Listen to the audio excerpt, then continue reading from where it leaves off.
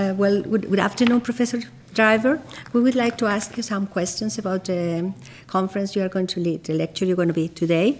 And first of all is British explorators, they were doing in the beginning, during the centuries, the whole 19th century and the beginning of the 20th century, they were really leading the exploration world.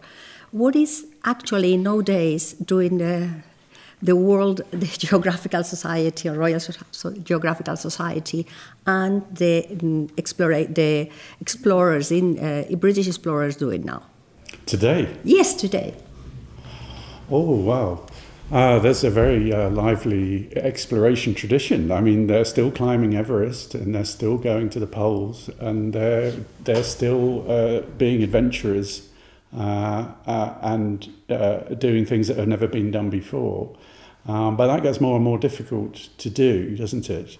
So you might say that some of that exploration zeal and effort has gone in other directions, into science, into space, into the culture in other ways. So you might say that. But the explorers are still there, and they're doing things, and expeditions involve a lot of people, and particularly a lot of young people.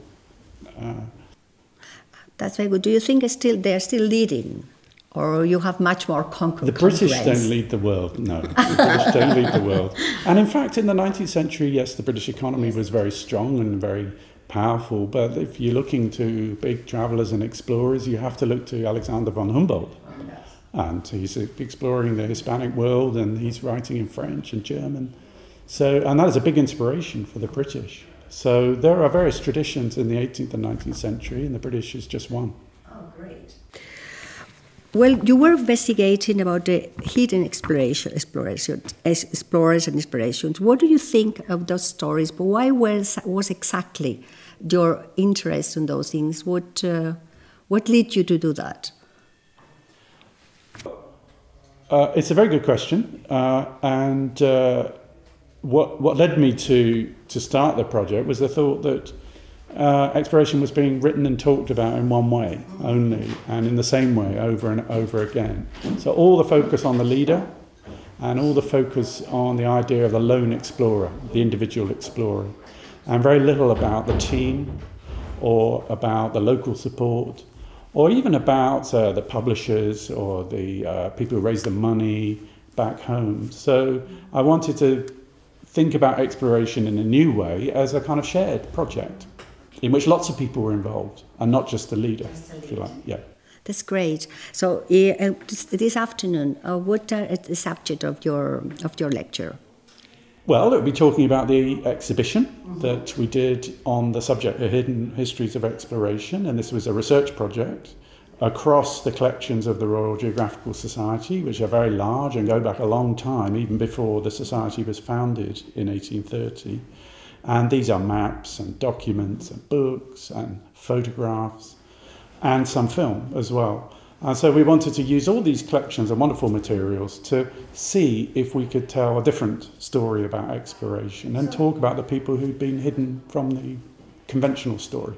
Very good. So we can count that you are going to tell us some of those hidden stories. I think I will be talking about things that possibly you won't know. Oh, that's lovely. And bringing them to the surface. That's really good. But what's really good is that the collections are available in London, and a lot of them are now on the web, so you can see them on the web. More and more material is being made available. So the society, like other geographical societies, particularly in Europe, have wonderful collections. They have in Paris too, in Lisbon, and elsewhere, wonderful materials, and these are being rediscovered and used in new ways. Oh, fantastic. Do you think any of this material might be coming to Spain? Well, it can come to Spain across the web.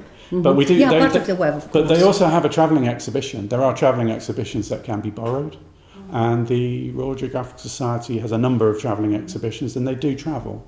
But they mainly travel through the web, but there are physical recreations of a bigger exhibition that can travel around schools or institutions in the UK or overseas.